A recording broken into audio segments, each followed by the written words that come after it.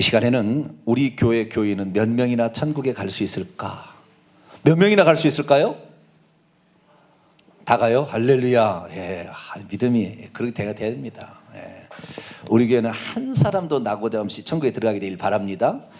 이 말을 기존의 교회에서 이렇게 하게 된다면 실제로 얼마 될지 측량이 안 되는데, 저희 교회에서는 오랫동안 이 말씀을 들었기 때문에 지금 이 말씀이 얼마나 무거운 말이고, 그렇죠? 또 이 말씀이 얼마나 중요한지를 우리가 알 수가 있는 거죠. 우리 교회 교인은 몇 명이나 천국에 갈 수 있을까? 이것은 제가 정한 게 아니고요.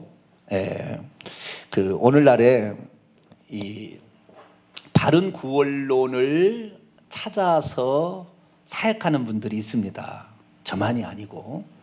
그래서 이 바른 구원론을 이렇게 외치는 사람들이 상당히 2007년부터 있었던 것 같아요. 그래서 어떤 장로님이 얘기하기도 하고 막 이렇게 해왔습니다. 그런데 제가 뭐 그런 것을 안 본 것도 아니고 보기는 봤는데, 바른 구원론이 잘못 가고 있었어요. 뭐냐면 행함으로 구원 얻는다고 바꿨거든요. 그래서 요즘에도 그런 사람이 지금도 있습니다. 행함으로 구원 얻는다고. 행함으로 구원 못 얻습니다. 오직 예수님만이 행함으로 구원 얻을 수 있는 유일한 분이에요. 할렐루야. 죄로 오염되지 않는 창조주 하나님만이 그 길을 갈 수 있는 것이지, 죄된 본성이 있는 내가 행위로 구원받을 수 없어요. 그래서 그것은 우리가 바로 가고 있는지에 대한 점검인 것이지 그것으로 구원받지 못합니다. 우리는 믿음과 회개입니다. 할렐루야. 믿음과 회개인데, 이 믿음과 회개가 이제 회복이 되어서 많은 사람이 이 이야기를 따라오고 또 이것이 진리라고 믿고 추구하는 사람이 생겨났습니다. 그래서 작년부터 상당히 많은 변화가 지금 찾아오고 있는데요. 저희 교회에서도 바른 구원론을 이렇게 선포하고 이렇게 나가는데, 저희 교회에서 말하는 것을 동조하시고 같이 연대해서 이 지금 한국 교회를 바꿔나가자. 특히 목회자들이 중요하거든요.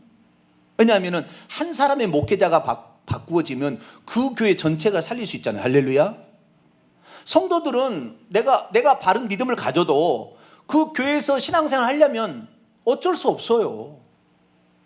어쩔 수 없어요. 그냥 오직 믿음 하면 아멘 해야 되는 것이고, 만세전 구원 아멘 해야 되는 것이고, 추대배 장례배 드리러 가야 됩니다. 어쩔 수 없어요. 그러나 목회자가 하나 바꾸면은 모든 사람이 진리 안에서 자유를 얻습니다. 할렐루야. 목회자가 바뀌면 이 성도가 다 사는 거예요. 얼마나 중요한지 몰라요. 그래서 이 목회자들을 바꿔야 되는데, 목회자가 쉽게 바꿔질까요? 네? 쉽지 않아요. 목사 혼자만 바꿀 수만 있다고 한다면은 바꿀 수 있겠지요. 그런데 대부분의 목회자들은 그 교회에 장로들이 있고 조직이 있다 이 말이죠. 교단이 있다 이 말이죠. 그렇기 때문에 그런 것들을 뛰어넘기가 어려워요. 왜냐하면은 그걸 뛰어넘으려면 네 혼자 나가라 그러는 거거든요. 그럼 내가 새로 개척을 해야 되거든요.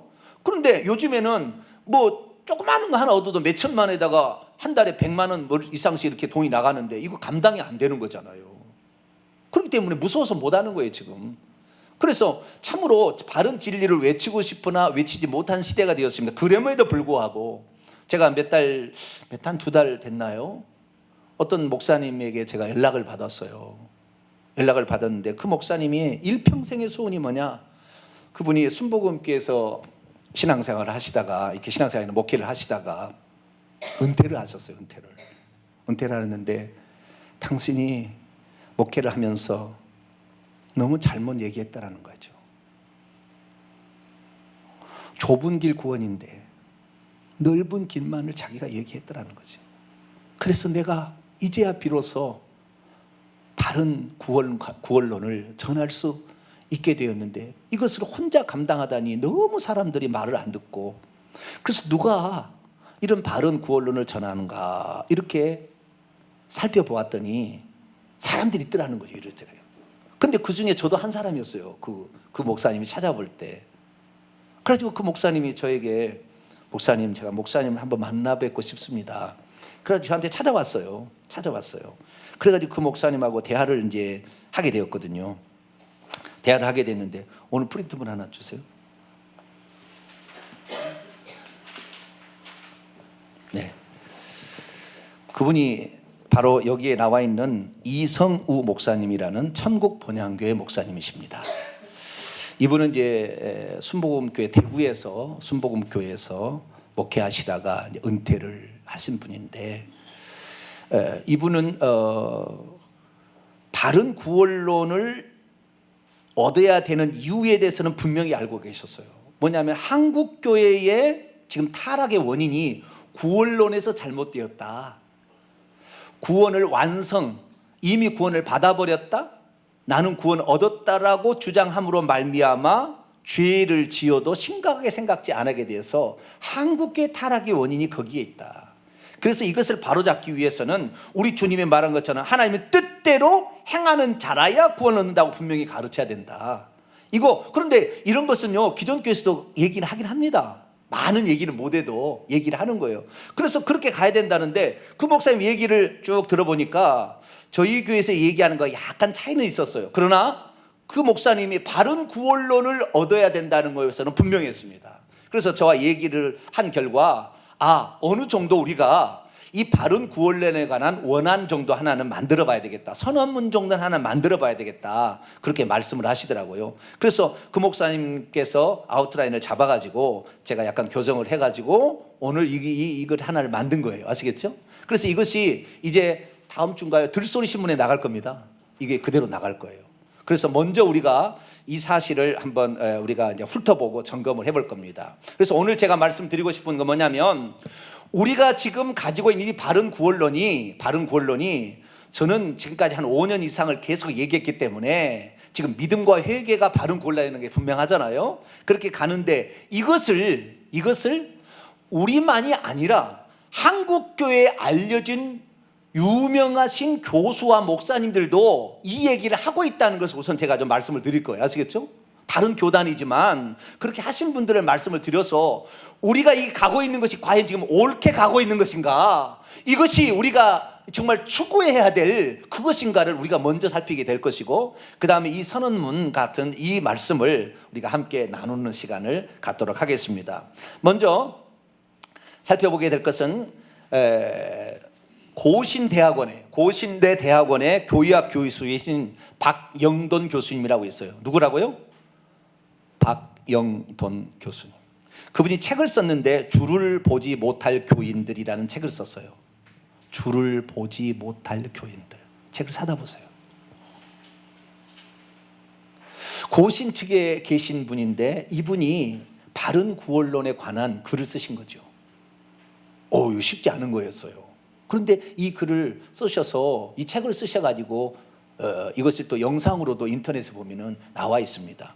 그래서 그분의 그 글을 제가 읽어드릴 테니까 우리가 현재 우리 교회에서 선포하고 있는 이 바른 구원론하고 어떻게 유사한지, 혹시 차이점이 있다면 무엇인지를 한번 생각해 보시기 바랍니다. 제가 읽어드리겠습니다.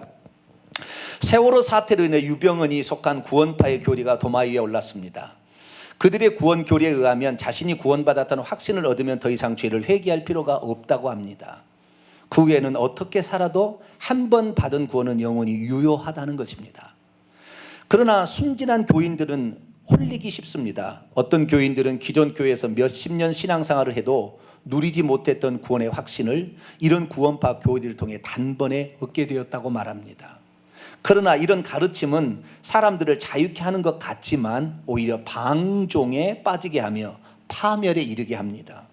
그런 사이비 구원론은 유병헌과 그 일가와 측근에게서 볼 수 있듯이 양심이 화인 맞은 괴물과 같은 인간들이 만들 수 있습니다. 이것이 개신교 구원 교리가 얼마나 괴이하게 왜곡될 수 있는지를 보여주는 극단적인 예입니다.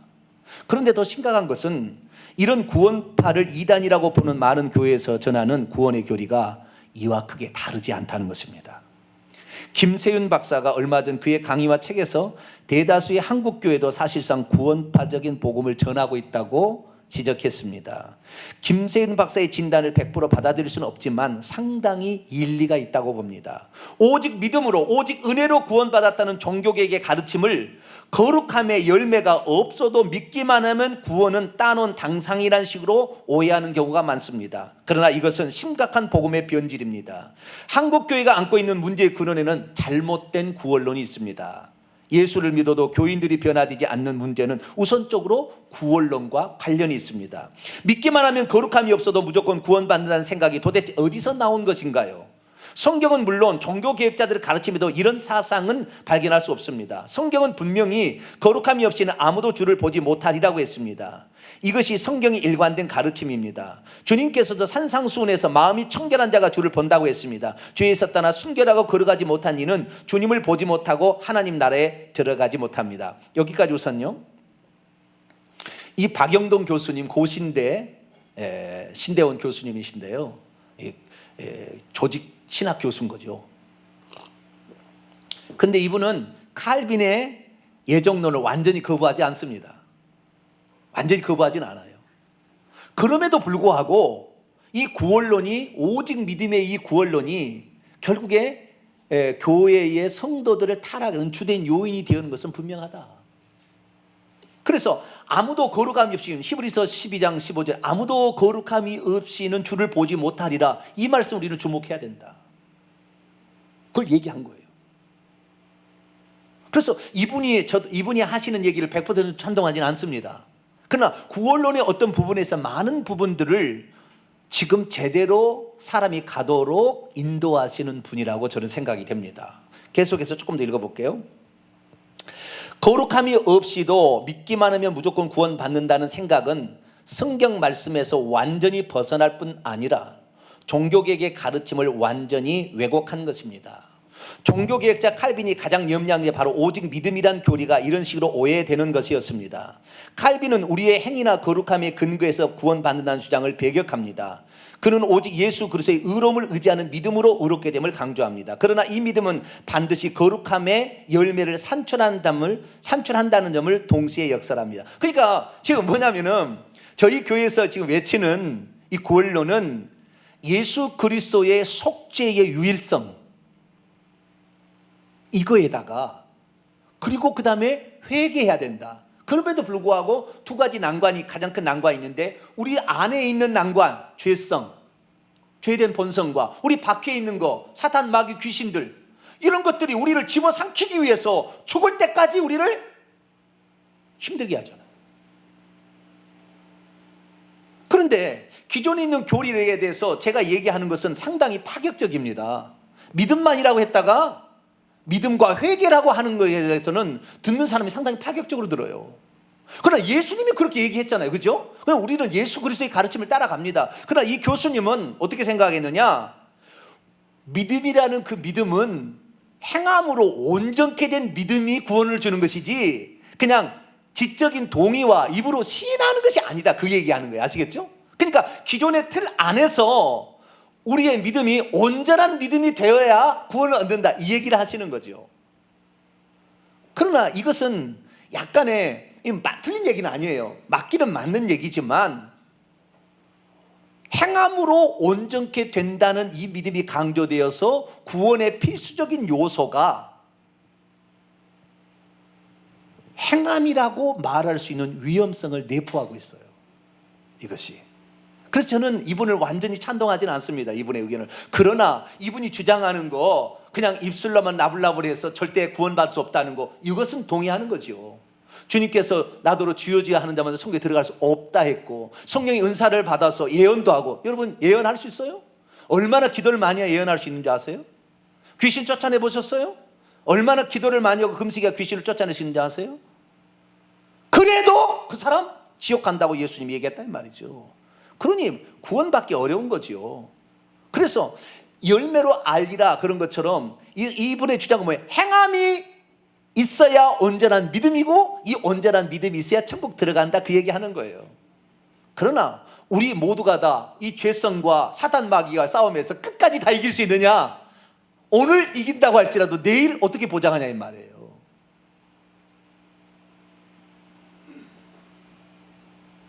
그래서 기존에 있는 교인들에게 너희들 행함이 없는 믿음은 죽은 것이니까 너희들 거룩함이 없이는 주님을 보지 못할 거라 생각하고 회개하라, 뭐 그런 내용입니다. 아시겠죠?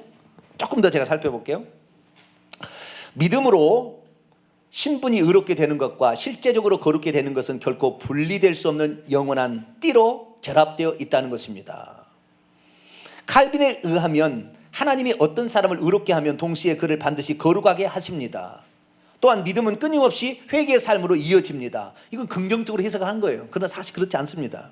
끊임없이 회개함으로 거룩함을 이루어가지는 않는 이들은 곧 부패해져 은혜에 떨어질 수 있습니다. 그러므로 신자 안에는 구원의 확신과 함께 두려움과 떨림이 공존해야 합니다. 이 두려움은 구원의 확신을 약화시키는 것이 아니라 오히려 방종과 게으름과 헛된 자만을 막아주므로 구원의 확신을 더 온전하고 견고하게 합니다.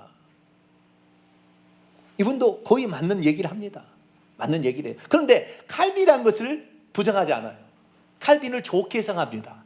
칼빈의 얘기하는 부분에 좋게 해석해가지고 어쨌든 칼빈에 맞춰서 얘기하려고 하는 몸부림이 이분은 있어요. 그러나 칼빈 잘못됐어요. 아닌 건 아니라고 해야죠. 근데 이분은 모르겠어요.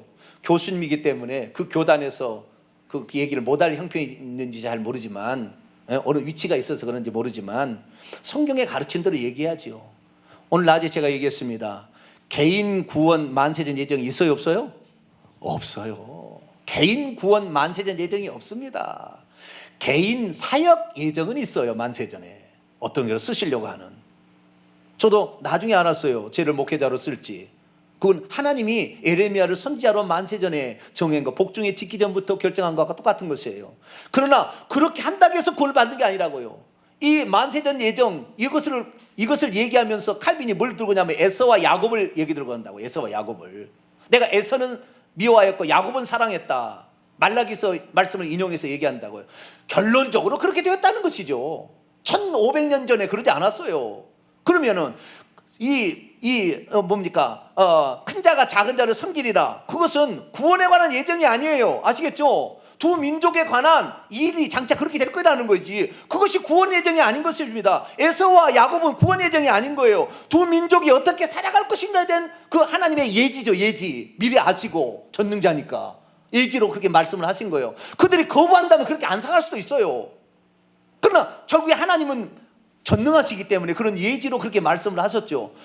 야곱이 비록 장자권을 취했어도 하나님을 믿고 회개치 않았다면 그건 지옥 같습니다. 그러니까 구원은 구원인 것이고 사역은 사역인 거예요. 아시겠죠? 그런데 이 구원과 사역을 짬뽕을 해가지고 에서는 하나님이 미워했고 야곱은 사랑했다고 그것을 구원하고 연결시키는 거예요. 아니요. 누구든지 에서라가 됐다 할지라도 장자권을 그가 잃어버렸다 할지라도 끝까지 하나님께 회개하고 하나님 앞에 달려드렸으면 그도 구원을 받는 것입니다. 할렐루야. 장자권을 얻었어도 그가 하나님을 부인하고 죄를 지으면 그 지옥 가는 것이죠.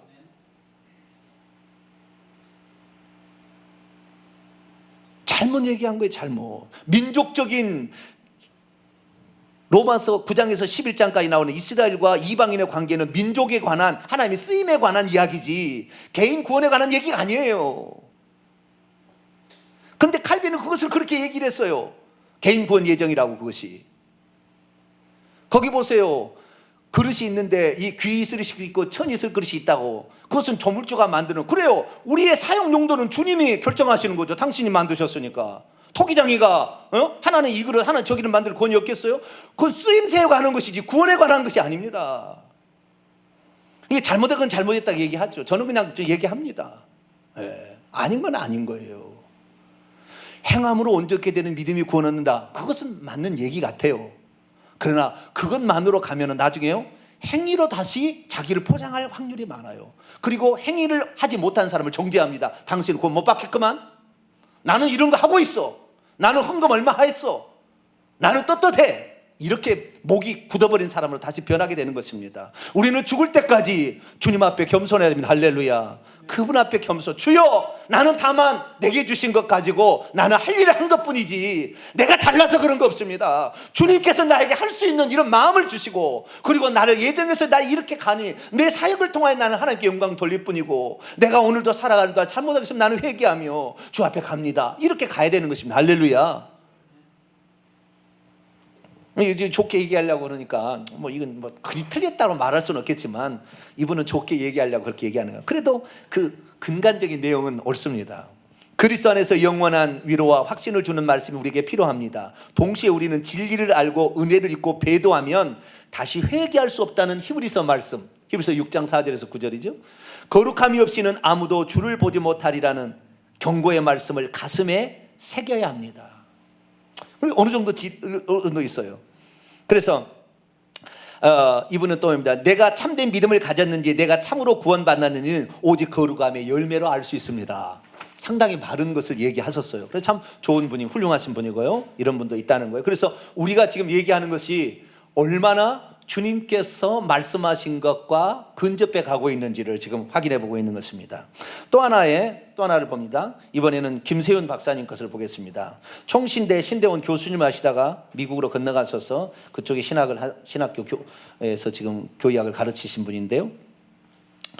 김세윤 박사님도 비슷한 얘기를 합니다. 김세윤 박사님은 칭의에 관한 얘기를 많이 합니다. 칭의에 관한 얘기를 많이 하는데요.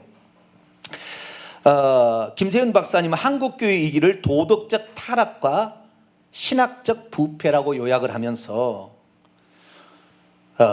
사제주의, 공로신학, 스콜라 신학방법 등 중세 카톨릭주의로의 회귀, 부분적으로 왜곡된 복음 등의 원인을 열거를 했습니다. 그래 이렇게 말했습니다. 보수교회에서 어디까지나 교리에 맞춰 성경을 해석한다고 말하면서 도리어 성도들을 죽음으로 내몰고 복음의 힘이 없어졌다. 은혜는 싸구려로 전락해버렸고 구원파를 이단이라 하는 한국교회 정통교회가 사실은 구원파적 복음을 선포하고 있다. 김세윤 박사는 칭의와 복음에 대한 왜곡을 주목하면서 오직 성경은 사라진 지 오래며 오직 성경을 주장했지만 성경을 안 따라간다는 거잖아요. 의로운 삶이 없는 칭의론으로 인해 보네파가 말했듯이 싸구려 값싼 복음과 구원파적 복음이 판을 치고 있다. 보수교회에서는 의로운 삶을 막고 도리어 방해하는 칭의론이 공공연히 종교계에게 유산으로 선포되고 있다. 한번 예수 그리스도를 믿음으로 영접하면 영문이 구원받는다는 사람들에게는 기독교 윤리는 몇 가지를 하거나 하지 않거나로 그냥 끝난다. 총신대 신대원에서 강의하시면 이런 얘기를 했어요. 그분이 왜 총신대를 떠났는지 정확히 잘 모르지만 이 가르침과 무관하지는 않지 않을까 싶어요. 왜냐하면 그 칼빈에 대해서 이렇게 잘못 얘기한 것을 얘기를 할 때 쉽지 않잖아요.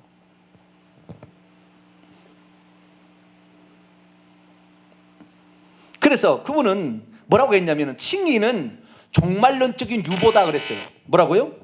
종말론적인 유보다. 칭의가 완성이 아니고 종말에 가서 완성되는 유보된 칭의지. 그분이 칭의로는 유보된 칭의라고 그러는 거예요. 유보적 칭의라고 합니다. 그분이 사상을 신학적으로 표현할 때는 우리의 칭의는 우리의 삶으로 온전케 되어서 완성에 이를 때 칭의가 완전히 주어지는 칭의지, 지금 칭의를 받았다고 이것이 완전한 칭의가 아니다 그렇게 얘기하는 거예요. 신학적으로 그렇게 이제 정의를 한 것입니다. 근데 이분이 말이 맞죠. 성경에 상당히 근접한 거죠.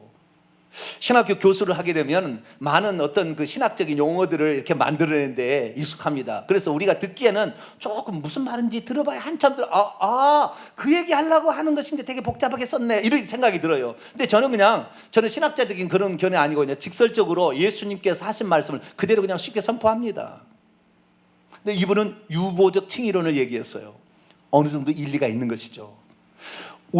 그러나 제가 성경적으로 얘기하자면 칭의라는 것은 회개를 포함해야 된다는 것을 이분은 얘기하지 않았죠. 예수님이 누가복음 18장 9절에서 14절에서 그 세리의 기도에 가서 그 세리가 의롭다함을 받고 집으로 돌아갔다 했는데 그 세리는 회개한 가슴을 치며 자신의 죄를 용서해달라고 자신의 죄를 회개했어요. 그래서 칭의가 주어진 겁니다. 그러나 지금 종교 기획자들은 전부 뭐예요? 칭의를 뭐예요? 믿기만 하면 칭의가 주어진다고 하죠. 좀 더 나가면 행함으로 온전케 된 그 믿음이 있어야 칭의가 주어진다고 얘기를 하죠. 그러나 예수님 말씀한 칭의는 회개 없이는 안 되는 거였어요. 칭의도 회개가 동반되는 겁니다. 할렐루야. 이 성경대로 예수님의 말씀을 가지고 교리를 만들었으면 이런 잘못된 난잡한 이런 잘못된 사사기 시대와 같이 자기 소견에 오른 대로 행하는 이런 어리석음이 안 갔을 텐데 자꾸 신학자들 누가 얘기하고 그렇게 해야 졸업 논문 써야 박사학위 되니까 그런 사람 인용해서 써야 된다 이 말이에요. 자기 독특한 걸 얘기를 못하는 거예요. 저도 신대원 때 졸업 논문을 쓰는데 인용을 많이 해야 되는 거예요. 그렇지 않으면 빠꾸 된다니까요. 내 얘기만 쓰면은. 이상한 거예요 지금. 남의 것을 베껴가지고 되는 것이 아니잖아요. 그러니까 요즘에 어디 많은 사람 전부 졸업 논문 박사학위 논문 어디 베꼈다 그러잖아요. 베꼈다고 안 하고 뭐라고 그러죠?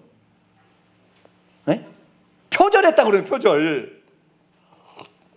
왜냐하면 어디서 어디까지 인용했다고 써야 되는데 그걸 안 하고 그냥 써버리는 거죠. 우리는 예수 그리스도의 가르침, 할렐루야. 근데 이분도 상당히 많이 우리에게 시사하는 게 있어요.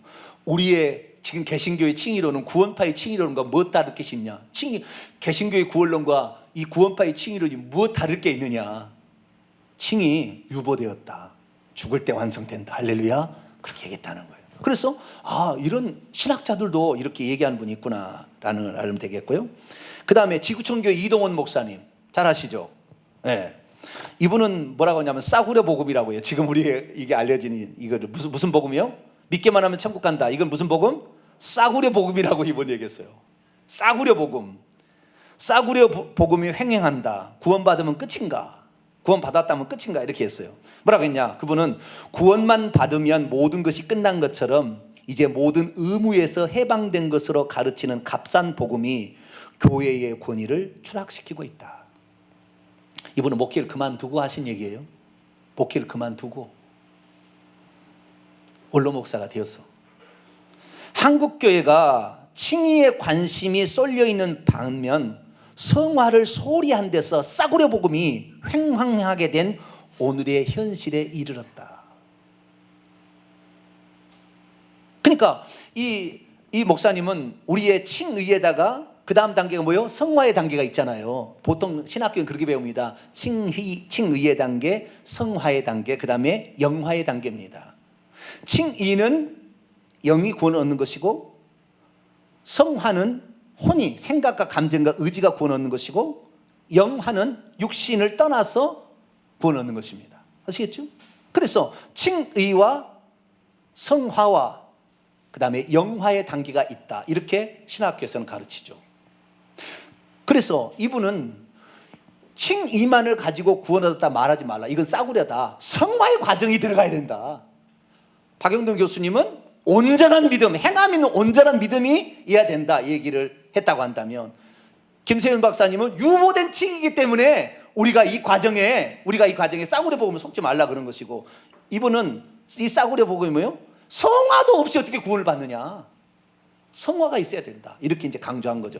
부분적으로 다른 강조점이 있기는 합니다만은, 그래도 칭의로 그냥 이신칭의로 구원을 얻는다고 생각하는 사람들에게 경종을 울리고 있는 것만은 분명합니다.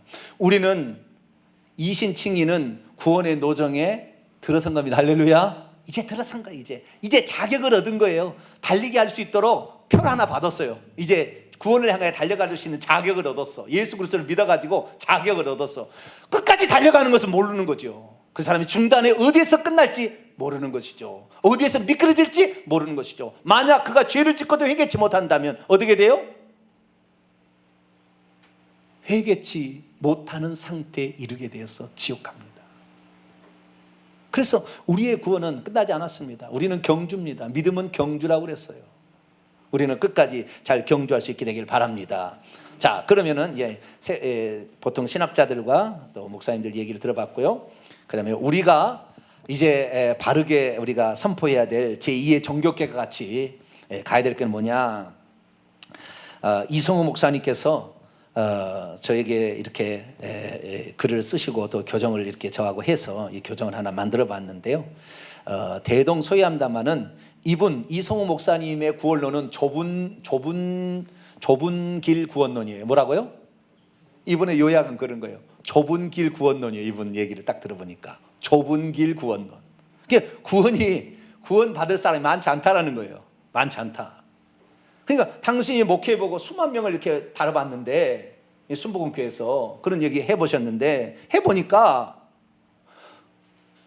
나중에 주님께서, 이분은 특별한 은사가 있어요. 기도를 많이 하셨나 봐요. 주님의 음성을 들려주는 거예요. 이 음성을 들리는 게 많지 않습니다. 많잖아요. 그런데 음성을 들려줘가지고 이분에게 예수님이 엄청 책망을 했어요. 네가 다 지옥 보내고 있다. 이제라도 바르게 가르치라. 그런 거죠. 그래서 자신의 일평생에 할 일은 이 바른 구원론 절하고 자기 죽는 것이 자신의 소망이랍니다. 소망. 그래서 다른 분들과 연대해서 이 일을 막 해보려고 했어요. 그런데 다른 데를 가서 이렇게 하는 걸 제가 이렇게 봤는데 보니까요, 여기는 어떻게 하냐면은 믿음과 행함으로 구원을 얻는 쪽으로 가는 거예요. 근데 아니라고 그랬어요. 그거 아닙니다. 믿음과 회개지. 행함은 내가 믿음과 회개를 제대로 하고 있는지를 확인하는 절차, 그런 것이지 행함으로 구원을 받는 것은 아닙니다. 그랬더니 목사님 말씀 맞습니다. 또 하나, 우리의 구원은 사도 바울이나 종교 개혁자들의 신앙 노선이 아니라 예수님이 합니다. 할렐루야. 맞습니다. 그 목사님 맞습니다. 그래서 우리가 그렇게 가야 된다. 회개와 예수 그리스도의 말씀을 중심으로 하는 믿음과 회개, 그리고 행함으로 따라오는 것으로 가야 된다. 이런 선언문을 만들어서 이것을 우리만 할 것이 아니라 이제는 이것을 따라오고 이것을 믿기로 하고 이것을 선포해서 바르게 구원을 제시함으로 성도들을 살리고자 열망하는 대한민국, 전 세계에 지금도 이 영상 앞으로 들려진다. 이 방송을 보는 사람들이 함께 연대해서 목사님들이 이것을 정확히 공부를 하고 이것을 함께 세미나를 열어서 함께 이렇게 해서 맞다, 이제 이것을 찾아가자, 이렇게 한다면 비텐베르크 성당에 95개조 반박문을 내걸었던 루터가 그 중세의 모든 것을 깨부시고 일어난 것처럼, 제후들이 그를 도와줘가지고 그가 했던 것처럼 이제 목사님들도 교단을 초월해서 바른 진리를 선포하면 좋겠다. 그래서 이걸 만든 거예요. 그래서 한번 읽어보겠습니다. 자, 우리 교회 교인은 몇 명이나 천국에 갈 수 있을까? 사람이 이 땅에 태어나 사는 목적을 성경적으로 정의해 보라고 한다면, 첫째는 이 땅에서부터 예수님을 믿고 천국 생활을 하다가 영원한 천국에 입성하여 상급받고 영생 복락을 누리는 것이라 하겠습니다. 둘째, 영원 구령 사역을 위해서 이 땅에서도 형통의 복을 같이 받아야 할 것입니다. 그런데 천국 가는 길에 의견이 분분합니다. 대다수 교회 지도자들은 누구든지 예수님을 주님으로 영접하고 교회 예배에 참석한다면 적어도 천국 입성에는 문제가 없을 것이라고 가르치고 있습니다. 그 예로 예수님 십자가 앞에 달렸던 우편 강도를 거론합니다. 그러나 이 강도는 영접 후에 바로 세상을 떠났기에 가능했지만, 영접 후 세상을 오래 사는 신자라면 문제가 다르다는 것을 알아야 합니다. 예수님은 시간과 직분과 축복을 많이 받은 자에게는 많은 것을 요구하겠다고 하셨으며 아름다운 열매가 있어야 천국에 들어갈 수 있다고 하셨기 때문입니다. 우리가 알아야 할 것은 신학자들의 견해보다 예수님의 말씀을 중요시합니다. 할렐루야. 했다는 거예요. 왜냐하면 예수님은 절대자 창조자 하나님으로서 천국 가는 길이요 진리요 생명이 되신다고 하셨기에 어떤 인간의 변론보다도 예수님 말씀을 표준되는 진리로 가르쳐야 했는데, 교회사적으로 보면 바울이나 유명 신학자들의 이론을 더 앞세웠던 것을 볼 수 있습니다. 예수님 말씀하시기를 천국에 가려면 좁은 문과 좁은 길을 통과하지 않고는 갈 수 없다고 하셨습니다. 이때 좁은 문이자 좁은 길이란 하나님 말씀에 순종하여 아름다운 열매를 맺는 삶을 가리키는 것이었습니다. 이뿐 아니라 좁은 길의 신앙이란 원수까지라도 용서하고 사랑해야 하며 받은 직분에 충성해야 하고 이웃사람을 주님께 하듯 사랑해야 합니다. 그렇지 않으면 천국에 입성할 수 없다고 했습니다. 뿐만 아니라 세상의 그 무엇보다도 예수님보다 더 사랑하는 것은 우상을 섬기는 죄가 되어 천국에 갈 수 없다고 하셨고, 모든 사람과 더불어 화평함과 거룩함을 따라가야지 이것이 없이는 아무도 주님을 볼 수 없다고 하셨습니다. 그리고 죄와 마귀와 싸워 결국 이긴 자가 천국에 들어갈 수 있다고 하셨습니다. 이번에 이성호 목사님이 주장하는 뭐예요? 좁은 길 구원, 좁은 길 구원, 좁은 길 구원. 멸망으로 인도하는 그 문은, 그 길은 넓고, 그래서 사람들이 많이 찾지만, 그러나 생명으로 인도하는 건 길이 좁고 협착하여 찾는 이가 적더라. 찾는 이가 적어요. 어쩔 수 없어요. 내가 보니까. 왜? 죄 짓는 것을 좋아하지 어느 누구가 날마다 죄하고 싸우기를 좋아하겠어요? 네? 핍박을 그러다 보면, 예수 믿음 짓다 보면 핍박을 받아야 되는데 그 핍박을 받는 게 누가 좋아하겠어요? 적당히 타협하고 가지. 그러나 여러분, 대한민국에 한 개 교회 정도는 바로 외쳐야 되지 않겠어요? 네? 여러분, 그런 기회를 만들어야 되지 않겠어요? 네? 그런 교회가 하나님이 이렇게 영적인 축복을 받았을 때 애굽의 은금패물과 의복을 가져다가 주더라는 것을 보여줘야 되지 않겠어요? 하나님이 두 눈 시퍼렇게 뜨고 살아계시는데 그 살아계신 하나님을 믿는 우리가 이 땅에서 하나님이 역사하는 것을 한번 봐야 되지 않겠어요?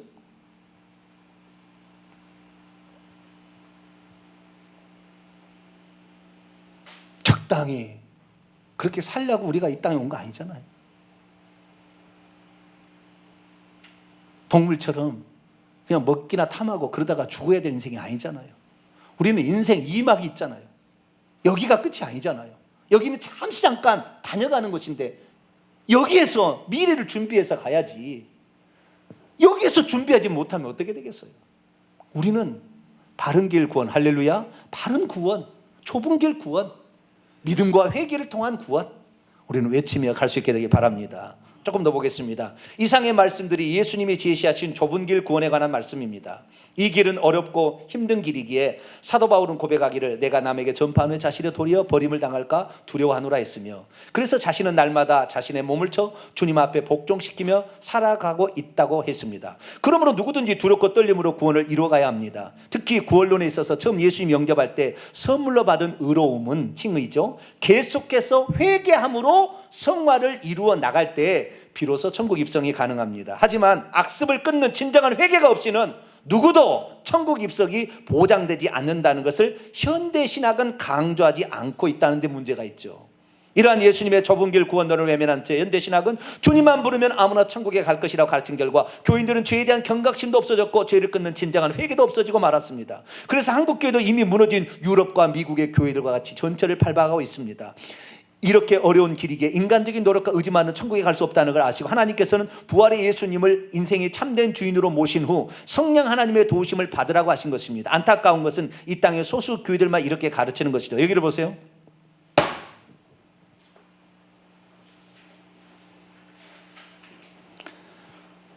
우리가 예수 그리스도를 누군가로부터 복음을 전해 듣고 우리가 들었어요. 하나님이 오셔서 우리를 속죄하지 않으면 길이 없겠구나. 예수님은 그냥 하나님은 아무것도 안 하고 아버지는 아무것도 안 하고 아들만 달랑버려서 아들을 십자가에 못 박힌 분이 아니에요. 하나님은 한 분이 아들의 이름으로 이사야 9장 6절 이는 한 아기가 우리에게 낳고 한 아들을 우리에게 주신 바 되었는데 그 어깨에는 정사와 권세를 맺고 그의 이름은 기묘자는 못살아 전능하신 하나님. 기묘자인 묘사, 이것이 보혜사란 말이에요. 전능하신 하나님이라, 영존하신 아버지라, 아들과 성령과 아버지가 같이 나와요. 이분이 한 분 하나님이세요. 그분이 아니고서는 안 된다니까요. 사람 갖고 안 되는 거예요. 사람은 아담의 타락이고 다 죄된 본성이 있는데, 그래서 죄된 본성이 없는 사람을 태어나기 위해서 동정녀를 선택할 수밖에 없었어요. 성령으로 잉태될 수밖에 없었어요. 그래서 예수 그리스도께서 오셔서 우리를 구원하기 때문에 하나님이 우리를 마귀로부터 구원하지, 마귀하고 인간이 싸워서 인간은 존재하지 않습니다. 마귀의 지혜로움과 마귀의 능력은 인간을 훨씬 초월합니다. 그래서 하나님이 오셔서 하지 않으면 안 된 거예요. 하나님이 오셨으니까 죽었다가 다시 살아났지, 인간은 자신의 생명으로 살아날 수 없어요. 인간의 생명은 사는 생명이지 영원히 사는 생명이 아니에요. 그냥 살려주면 살아가는 생명이지 살려줘야 하는 생명이 아닌 거죠. 살려주는 생명, 부활이요 생명 되신 예수님이, 할렐루야, 하나님께서 사람이 오셔서 우리를 살려준 겁니다. 할렐루야. 그래서 그 예수 그리스도를 믿어서 우리는 영생도 얻는 것이죠. 피로 죄사함을 받고 성령으로 영생을 얻어서 하나님 자녀가 되어서 거듭나서 천국에 들어갑니다. 그래도 하나님의 영생을 가지고 있다 할지라도 우리는 죄된 본성은 육체가 깨질 때까지 존재할 것이고 사단 마귀는 계속해서 우리 죽을 때까지 유혹할 거니까 우리는 안의 적과 밖의 적과 싸움에서 나가야 돼요. 이러려면 어떻게 해야 되는가? 두 가지인 거예요. 그래도 넘어지면 회개해야 되는 거예요. 아시겠죠? 그러면서 내 안에 보내주신 성령의 가르침과 인도함을 따라 성령 충만을 받아요. 할렐루야. 그래서 우리가 성령 충만을 받고 성령의 인도를 따라가면서 그래도 넘어지면 또 회개하고. 사도 바울은 회개를 거의 얘기 안 해버렸어요. 뭔만 얘기했어요? 성령의 충만함을 받고 성령의 인도함을 받아 육체의 소욕을 이길 수가 있는데, 육체의 소욕이 얼마나 강한데 또 마귀가 밖에서 그것을 유혹하고 있는데 쉽지 않았던 거죠. 그래서 얘기하려면 바울이 성령의 인도와 더불어 회개가 필수적이다 얘기를 했어야 되는데 회개를 얘기하지 않는 통에 어거스틴과 칼빈을 이어준 종교개혁자들이 회개를 빼버린 거예요. 거의 하나님의 절대 주권만 믿어라 이렇게 한 거예요. 아닙니다. 예수님은 회개하라 천국에 가까운 할렐루야. 부활하셔서 60년 뒤에 AD 95년경에 소아시아 7교회에게 회개하라. 그래야 이기는 자가 된다. 뭘 이겨요? 죄와 마귀. 죄는 우리 안에 있는 것이고 마귀는 우리 밖에 있는 거예요. 죄와 마귀를 이겨야 이기는 자가 결국에 천국에 들어간다. 할렐루야. 그렇게 얘기했으니까 우리는 성령 충만을 받게 되기를 축원합니다. 그래도 넘어지면 또 회개하길 바랍니다. 우리의 마지막은 성령 충만이 아니라 회개하고 천국 들어가는 거예요. 평소 때는 성령 충만 받아야 되겠죠. 자, 결론입니다. 사랑하는 목회자와 평신도 지도자 여러분, 나라가 심히 혼란스럽고 경제는 하강하고 있으며 북한 핵의 위협은 극에 달한 현 시점에서 이러한 책임이 과연 누구에 있다고 보십니까? 이는 교회의 지도자와 교인들이 하나님이 아닌 것들을 하나님처럼 섬기고 하나님의 말씀에 순종치 않아서 된 결과가 아니고 또 무엇이겠습니까?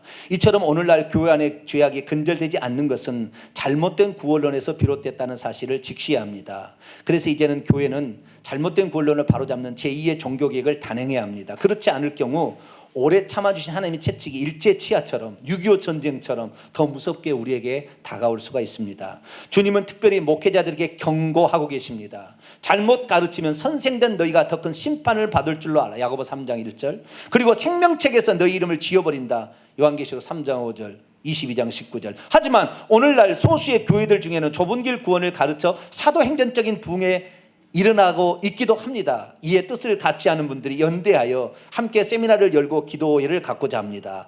연락을 주시면 때와 장소를 알리겠습니다. 저희 교회에서 이제 이걸 할 거예요.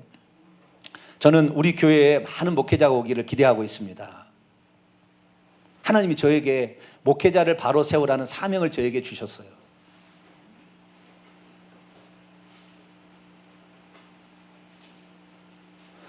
이 사역이 얼마나 확대될지 하나님은 아시겠죠. 그러나 하나님은 저에게 그런 꿈과 비전을 저에게 일찌감치 주셨어요. 그래서 교회를 개척할 때부터 아예 차디에 보면 목회자 성김이라고 아예 처음부터 저는 교회를 개척하기 전부터 그 이야기를 하고 있었어요. 5번째 사명 보세요. 이건 제가 요즘 만든 게 아니에요. 개척하기 전부터 만든 거예요.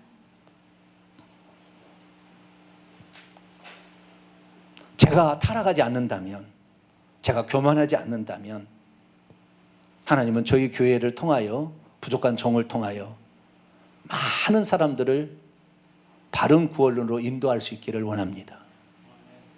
여러분들이, 우리 성도들이 저에게 힘이 되어주시고 또 이 방송을 듣는 모든 사람들이 기도해 주시고 협력해 주신다면 이 일을 이룰 수 있습니다. 작은 교회 혼자 할 수는 없는 것 같아요. 이제는 목회자들의 도움이 필요합니다. 이 생각을 갖고 있는 사람이 함께 연합이에요. 이 지금 총신대, 고신대, 그 다음에 침례교도, 순복음도, 장로교도 얘기한다 이거. 이제 이 길을 가야 된다고 한다. 윤석전 목사님도 이거 얘기한다. 얘기함으로 우리들도 이제 자신감을 가지고 이제 그 길을 가야 되는데, 하나님 저에게는 이 성경을 보는 눈을 주셨어요. 창세기 요한계시록까지 어떻게 눈이 다 들어오는지 모르겠어요. 다른 사람들, 이동원 목사 이름 외우기는 어려워 잘 안 나와도요, 성경은 그냥 바로 나옵니다. 물어보면 답이 딱 나와요.